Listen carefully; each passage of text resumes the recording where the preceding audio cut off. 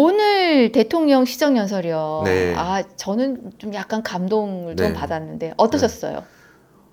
경제는 타이밍이라고 합니다. 지금이 바로 그 타이밍으로 생각됩니다. 저는 취임 첫날 첫 행정지시로 비상경제점검 TF를 구성하고 경기 침체 극복과 민생 회복을 위해서 30조 5천억 원 규모의 추가 경정 예산안을 편성했습니다. 신속한 추경 편성과 속도감 있는 집행으로 우리 경제, 특히 내수 시장에 활력을 불어넣는 것이 중요하다고 판단했습니다.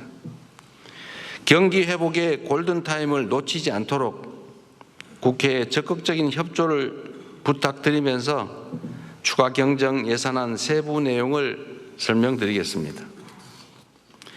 첫째, 심각한 내수 침체에 대응하기 위해 소비 진작 예산 11조 3천억 원을 편성했습니다. 약 13조 원 규모의 민생 회복 소비 쿠폰을 편성해서 소비 여력을 보강하고 내수 시장 활성화를 지원하려고 합니다. 소비 쿠폰은 세금을 내시는 분을 포함해서 전 국민에게 보편 지급하되 취약계층과 인구 소멸 지역은 더 두터운 맞춤형 지원으로 편성했다는 말씀을 드립니다. 민생 안정 예산을 5조 원 담았습니다. 같은 경제 위기 상황이라도 고통의 무게는 같지 않습니다. 코로나 팬데믹 위기부터 12.3 불법 비상계엄까지 극심한 고통을 겪고 계신 소상공인, 자영업자, 취약계층을 위한 특단의 대책이 필요합니다. 새 정부는 빚을 갚을 여력이 없는 취약차주 113만 명의 장기 연체 채권을 소각하겠습니다. 7년 이상 연체된 5천만 원 이하 채무를 정리해서 사실상 파산 상태로 상환 능력을 상실한 분들이 다시 정상적인 경제 활동에 복귀할 수 있는 기회를 부여해 드리려고 합니다. 성실하게 상환 중인 소상공인 여러분들에게는 분할 상환 기간을 확대하고 이자를 추가 감면할 것입니다. 폐업 소상공인의 재기 지원을 위해서 폐업 지원금도 인상합니다. 구직급여와 국민 취업 지원제도 확대 등 고용 안전망 구축에도 1조 6천억 원을 편성했습니다. 예전에 윤석열 대통령 그 시정연설 이렇게 페이지를 보면 한 20몇 페이지 됐어요. 근데 내용이 없었잖아요. 무슨 말도 안 되는 자유민주주의, 뭐 자유민주주의가 뭔지도 모르고 떠들고, 예? 무슨 철학도 철학 아닌 내용들로, 그 다음에 국회를 범죄자 취급하고. 예. 근데 오늘 시정연설은 이 대한민국이 올바르게 가겠구나. 대통령의 국정 기조, 국정 철학은 모든 국민에게 공평한 기회를 주려고 하고 규칙을 어긴 자들에게는 그로부터 얻는 이익이 없겠다. 그리고 규칙을 잘 지켜서 손해보는 사람들은 없겠구나. 이 사람하고 동시대를 살아가는 사람들에게는 그리고 특히나 그 애정 어린 국민들에 대한 마음 이게 이제 많이 느꼈고 그리고 특히나 윤석열 정부가 망쳐놓은 경제에 대한 이 회복에 대한 강한 의지를 제가 느꼈습니다. 특히 민생과 서민 쪽에 그 다음에 대한민국 미래를 열어가는 그 성장의 문제 그리고 한반도 평화, 외교 통상 뭐 이런 것에도 되게 밝은 해안 같은 게 좀 보이고 그 굵직해요. 네. 예. 근데 그 굵직함에도 디테일이 다 살아 있어요. 아니 기자 네. 입장에서는요. 네. 버릴 게 없어. 버릴 게 없어요. 그냥 그대로 쓰면 돼. 네. 그게 그냥 그 노무현 대통령 연설 때도 그랬지만 철학과 디테일이 함께 살아있는 사람을 김대중 대통령도 같은 그런 그 연설들 제가 보거든요. 딱 그 느낌이에요. 오늘 돌아온 네. 김영환의 경제 회복 노트요. 첫 번째 주제요. 일단 뭐 추경 들어왔고요. 네. 추경 이제 제가 좀 설명을 좀 드릴게요. 총 30.5조입니다. 네. 이재명 정부가 할 수 있는 일단 2회 추경에서는 이 경기가 어려운 상황에서 할 수 있는 최선은 다했다. 그리고 급한 불을 빨리 꺼야 되는데 예전의 관료들, 그러니까 윤석열 정부 관료들하고 지금 한 거 아니에요, 솔직히. 예. 그 상황에서 그래도 괜찮게 지금 빨리 가져왔다. 어려운 상황임에도 급한 불 빨리 끄는 민생 추경, 경기 회복, 소비, 내수 이쪽에 집중한 추경이었다 이렇게 평가를 하고 23년도에 56.4조 세수 펑크냈고요. 예. 24년도에 30.8조 세수 펑크냈고 네. 제가 올해 세수 펑크가 한 40조 날 거다라고 네. 네. 예측을 했는데 현재까지 세수 들어온 거 보니 한 37조 정도 돼요. 또 맞추게 생겼네. 근데 넘는 거 아니에요? 그래서 내가 세입 추경 해야 된다 했는데 10.3조가 들어왔어요. 예. 예. 근데 요전날에 제가 2차관을 행사장에서 좀 봤는데 아직도 조금 뭐 부동산 쪽에 종부세 이 부분들은 뭐 재산세나 이런 것들은 좀 들어올 텐데 국세는 경기 회복이 느리기 때문에 좀 힘들 거 아니냐. 3회 추경 또 해야 될 것 같다. 세입 때문이라도. 근데 지출은 이렇게 짜놓고 세입이 덜 들어오면 옛날 같은 막 불용 처리하고 막 줄 거 안 주고 약속한 거 안 하고 그러면 예상했던 게 다 깨지지 않습니까? 경제 이 흐름들이. 그래서 했더니 일단 저 10.3조 원 정도 네. 세입을 좀 조정하는 그래서 국채를 더 발행해서 민생 쪽에 좀 쓰는 그 방을 하고 마지막까지 한번 좀 더 봅시다 이렇게 얘기를 하더라고요. 그래서 마지막까지 봐야 되는데 세수 관리 잘해야 된다. 예, 예. 이 얘기를 좀 나눴거든요. 그게 하나가 있고요. 네. 세출 측면에서 보면 일단 잘 아시다시피 민생 회복 소비 쿠폰이라고 민생 회복 지원금입니다. 사실은. 질문. 예.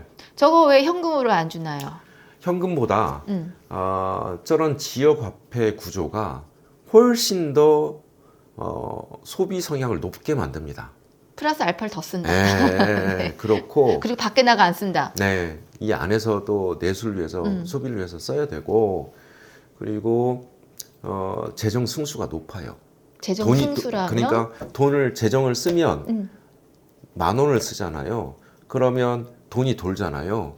근데 예를 들면 음식을 먹었으면 그 사장님도 매출이 늘지만 이 매출이 늘므로써 예를 들면 뭐 배추도 사가지고 와야 되고 가스도 더 사야 되고 이렇게 돈이 좀 돌잖아요. 예, 예. 이거 돈이 계속 도는 거를 승수라고 합니다.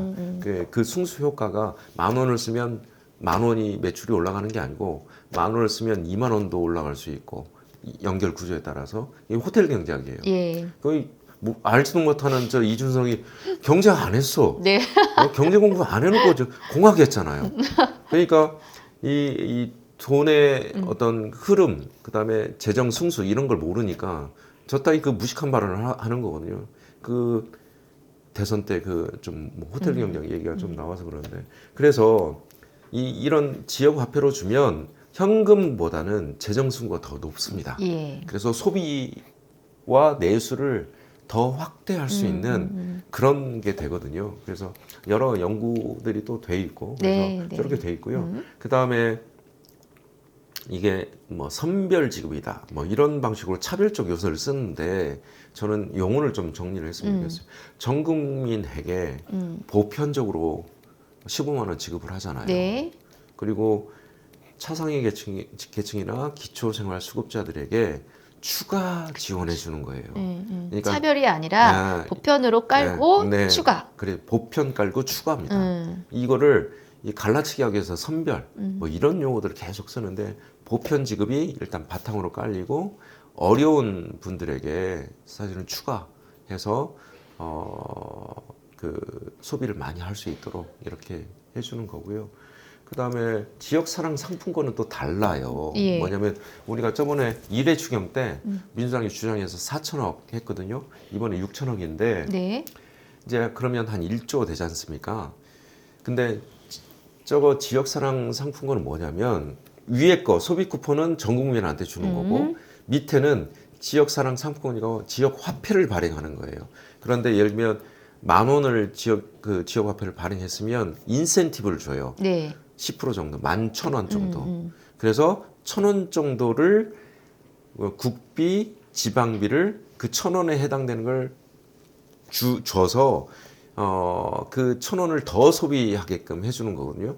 그 말은 즉슨 뭐냐면 10% 혜택이 있기 때문에 예. 사람들이 지역 화폐를 사다가 지역에서 또 쓰게 만드는 네, 겁니다. 네. 저게 0.6조를 추가적으로 하면 8조 원 정도를 추가적인 지역 화폐를 더 발행할 수 있는 거예요. 그다음에 뭐 가전기기, 뭐 에너지 환급, 그다음에 할인 쿠폰, 저거는 이제 문화. 요즘 문화예술 파트가 예. 다 죽었잖아요. 소비가 안 되니까 숙박, 공연, 미술관, 영화, 스포츠 시설까지. 그래서 저렇게 해주고 그다음에 건설이 다 죽었습니다.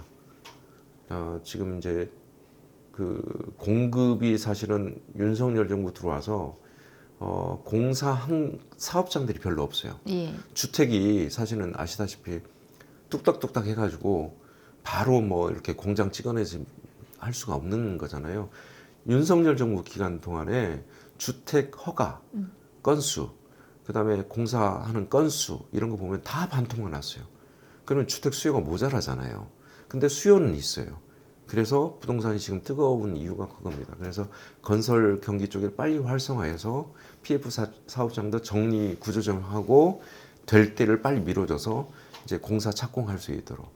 그래서 공급이 안정적으로 좀 계속 할 수 있도록 하는 거고, 그다음에 신산업 투자 이 부분, 예. 특히 이제 AI 쪽하고 AI 쪽. 중소기업, 벤처기업, 창업기업 이쪽에 이제 지원해 준 거. 그다음에 재생에너지 이거는 이제 나중에 본 예산 쪽에서도 많이 지원을 해줄 겁니다. 그다음에 네. 민생 안정이 또 하나 중요한데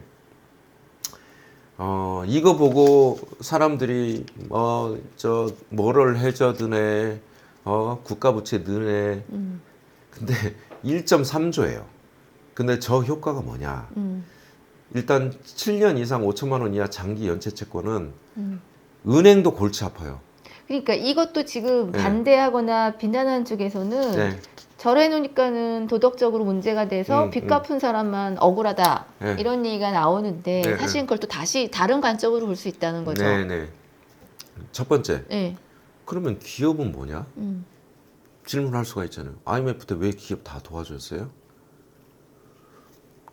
기업은 그러니까 법인은 도와주는데 개인은 도와주지 않는다. 이게 논리가 모순이잖아요. 그쵸. 예? 아니 법인도 인격체로 이 법적 법인격체라고 법인격체라고 하잖아요. 네. 예? 그러면 사람이 살아야 다시 일을 할 수 있고 시장에 들어오고 일할 수 있는 조건이 있잖아요. 아니 신용불량자로 계속 이 정상적인 시장에서 계속 그 사람들을 몰아내면 이 사람들이 시장에 못 들어오잖아요. 예. 나중에 복지로서 써야 될 돈이 더 많이 늘어나는 거예요. 이 사람을 빨리 재정상으로 경제 활동 인구로서 편입시키고 일할 수 있도록 해줘야 시장에 또 임금을 받아서 노동을 하고 새로운 가치를 창출하고 또 소비의 주체로서 활동하는 거거든요. 그런 분들이 오히려 더 잘 갚는다니까요. 네. 네. 뭐 그런 거고요. 그 불법 사비금 예방 대출이라고 해서 저게 사실 100만 원 대출해 주는 건데 저거 보세요. 한 20% 떼고 그렇죠. 한 15.9%가 예, 이자예요. 그냥 저것도 대출하자마자 떼버리잖아. 저것도 대통령이 보시는 즉시 바로 조정해 줄 거라고 저는 생각해요. 무슨 사금융 업체예요, 이게? 정책 자금이? 예. 저건 정말 정부가 못된 거예요, 저거는. 저거는 대정부 질문에 있으면 저건 바로 조정할 거예요. 그리고 대통령이 저걸 보시면 우리 한센병원 같은 것처럼 저거는 바로 조정하지 않겠나? 이렇게 생각이. 저 채권 소각 해줘야 돼요. 예. 그리고 개인 사업자들이 어렵다는 얘기 좀 이렇게 그래프로 보여드리는 네. 거고요. 개인 파산, 개인 회생도 이렇게 증가하고 있어요. 그래서 이 구조 빨리 내리막으로 이렇게 만들어 줘야 돼요. 그거 좀 지금 우리 지금 이번 충격을 좀 당겼지만 내년 본예산 할 때도 저거 좀 해줘야 된다라는 거고요. 그냥 폐업지원금도 지금 자영업자 뭐 문제고, 그다음에 이제 고용 문제가 되게 심각하잖아요. 그래서 구직급여를 좀 대상으로 확대해서 이 사람들이 새로운 일자리를 찾아가는 동안에 여하튼 버틸 수 있는 그런 거 하고, 영세 사업장 도와주고, 취약계층 뭐 지원해주고, 그다음에 이제 재정 보강, 지방 재정 보강 하는데 지방 재정도 힘들잖아요. 근데 빚을 다 내야 돼요, 지방채. 근데 지방채 인수해 줄 돈이 없어요. 예. 저런 부분들입니다. 예. 그래서 이번 추경에 저런 것도 좀 확실하게 예. 소비를 진작시킬 수 있는 것과 민생을 안정시키는 두 축으로 네, 예, 예. 추경이 예. 만들어졌어요. 자, 네. 근데 여기서 질문 하나 네, 해드려야 돼. 네, 네. 그럼 이제 또 공격받잖아요. 퍼주기. 퍼주기. 국가재정 그러면은 다시 또 망가뜨리는 거 아니냐? 아, 이런 아. 질문 나오죠. 지금 민간에는 빚이 너무나 쌓이고 쌓여서 코로나 때 힘들었잖아요. 그 이전에 또 힘들었어요. 근데 이 빚이 계속 한 게 있으면 지갑을 열 수가 없는 상황이죠. 그러면 내수 죽고 소비 죽고. 자, 수출은 대기업들 어느 정도 한다고 해요. 그런데 지금 우리가 가장 취약한 게 내수 소비인데 거기다 비상계엄까지 저질러 놨네. 기재부는 25년 1월 2일 날 2.2% 그 전년도 24년도에 경제 성장률 전망해 놓은 걸 1.8% 수정했어요. 네네. 25년 1월 2일 날. 그런데 비상계엄 때리고 나서 한국은행은 어떻게 경제 성장률 수정 전망을 했냐? 25년 5월 29일 날 0.8%까지 했습니다. 제가 수치 하나 알려줄까요? 우리나라가 경제 성장률 데이터를 이제까지 가지고 있는 이래 2% 미만 성장한 게 딱 4번이에요. 예. 석유파동, 그다음에 IMF, 그다음에 금융위기, 2008년 그다음에 코로나. 코로나. 딱 4번이거든요. 네, 네. 2% 미만 성장하는 네, 게. 네. 근데 금융위기 때 성장률이 얼마인 줄 아세요? 얼마였습니까? 0.8%. 자, 한국은행이 0.8%예요. 아니, 이게 무슨 외부에 무슨 샥이 왔습니까? 뭐 비상이에요? 그런데 윤석열 정부 때 금융위기 정도의 어려움을 지금 가지고 온 거예요. 근데 한국은행 저 0.8도 지금 많이 받다는 국제 투자 금융기관들이 있어요. 그리고 KDI도 0.8로 보고 있잖아요. 예. 그 전에 한 것들은 수정 전망을 아직 안 낸 겁니다. 그래서 금융위기만큼의 위기다, 지금이. 그러면 금융위기 때 돈 안 풀었어요? 재정 안 풀었어요? 국가가 역할을 해줘야 경기가 사이클을 타고 탁 치고 올라갈 수 있는 바탕 마중물이 되는 거죠. 이걸 퍼주기로 한다? 못된 사람이에요, 그 사람. 예. 국가가 여기서 적극적으로 재정 역할을 해주고. 오히려 예. 국가가 역할을 해야 한다. 그렇죠. 자, 즐거운 소식. 예. 코스피 지수. 이게 얼마나 우리가 기다려온 거예요. 저 코스피 5천 위원회 위원이잖아요. 아, 그러십니까? 네, 상법 개정부터 저희들이 하고 있잖아요. 그럼 곧 상법 좀 통과시킬 건데, 상법 개정. 네, 네. 3,100이라는 지수. 우리가 그때 이제 다른 국가들 다 코로나 때 이제 돈 풀었잖아요. 우리가 돈을 많이는 못 풀었어요. 그런데 그때 저 수치가 갔었잖아요. 한번. 그거 다시 맛보는 거거든요. 그때 얼마나 또 이렇게 고금리 이렇게 오면서 또 추락을 했어요. 근데 윤석열이가 완전히 또 망쳐놓고. 그러니까요. 네. 그게 다시 된 지 얼마나 됐다고. 동학개미들 다서학으로 도망갔다고 그랬는데 네. 돌아오시겠습니다. 이게 한 달도 안 돼서 벌어지는 일이에요. 그러니까요. 한 달도 안 됐어요. 네. 대통령 되고 한 달도 안 돼서 이렇게 벌어지는 일이에요. 무슨 말이냐? 민주주의가 얼마나 중요한가를 세상 깨달을 수 있는 거예요. 주식시장이 반응을 하는 거거든요. 신뢰 문제, 자본시장 신뢰 문제, 정책의 일관성 문제, 그리고 이재명 대통령이 뭘 할 거다라는 걸 분명히 얘기했기 때문에 거기에 대한 지지거든요. 즐거워요. 저 수치만 보면 당분간 좀 조정도 좀 있을 거예요. 그런데 그 조정은 다시 힘찬 또 출발을 위한 또 과도기니까. 그래서 저는 장보기 주식을 실패해가지고 조정이 좀 되길 바라고 있어요. 아 그래? 어떻게 좀 뒤늦게 들어가서 아 이게 5천 시대를 좀 국회의원들은 맞으니까. 이렇게 개별 주식이 안 되잖아요. 네. 투자만 되고 펀드를 하려고 저도 이렇게 막 알아보고 있었거든요. 네. 근데 제가 마이너스밖에 없어서 마이너스를 이렇게 이자보다는 좀 높을 것 같은데. 예. 근데 우리 보좌관하고 상의를 했어요. 어떤 펀드를 할까? 근데 계속 올라가는 거예요. 그러니까. 좀 조정이 안 되나? 하다가 전 다 놓쳤어요. 예. 저도요. 이제는 저희가 들어갈 두 번째가 들어갈 차례입니다. 저희가 네. 사실 잘 안 읽혀요, 경제가. 특히 거시경제에 대해서 어려우니까. 네, 네, 그래서 네. 이제 딱 와닿는 단어들이 와야 돼요. 주가, 뭐 부동산 맞아요. 이런 식으로 뭐 세금, 나 세금 줄어든다 뭐 네. 이런 거죠. 근데 얼마나 저희가 답답했으면 작년 9월에 17일인가가 첫날이었어요. 제가 찾아봤더니. 네, 네. 경제 왁싱을 시작한 경제 게. 왁싱. 예. 입을 모아서 경제 왁싱이라고 네. 시작을 했는데 네. 그때 진행할 때 한번 돌이켜보세요, 의원님. 음. 한숨 쉬고 맞아요. 웃은 적이 없어요. 맞아요. 그냥 지표를 보면은 볼 때마다 그냥 한숨이 땅이 꺼져. 맞아요. 우리들도 계속 지하로 내려가는 상황. 맞아요. 지하 파봤더니 지하 1층이고 지하 또 팠더니 지하 2층이고 바닥이 어딘지 모르겠지 계속 꺾이는. 그래서 저도 그때 같이 하면서 어디가 바닥인지 모르겠다. 그러니까요. 어디까지 꺼져야 될지 모르겠다. 근데 저희 이렇게 열심히 싸우는 과정에 데이터 네. 잘 모으셔가지고 이제는 그래프가 그래도 약간씩 올라오는 네. 예, 네. 그런 기류를 보여주고 있다는 게 너무 가장 체감 나는 거 주식시장. 그렇죠. 환율. 음. 이거 딱 눈에 보이니까. 네, 네. 저희가 아주 웃으면서 오늘 네.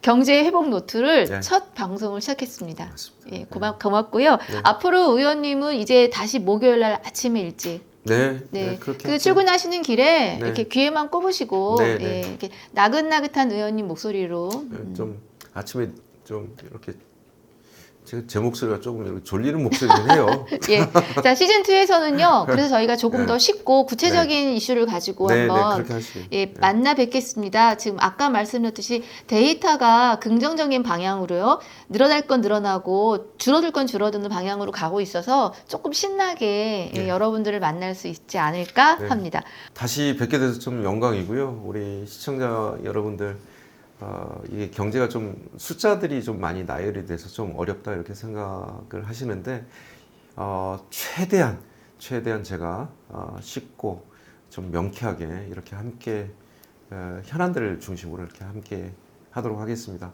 많이 준비해서 여러분들 뵙도록 하겠습니다. 고맙습니다. 예, 시청자 여러분, 저희는 격주 목요일 8시 30분에 김영환의 경제 회복 노트로 찾아뵙겠습니다. 감사합니다. 고맙습니다. 네.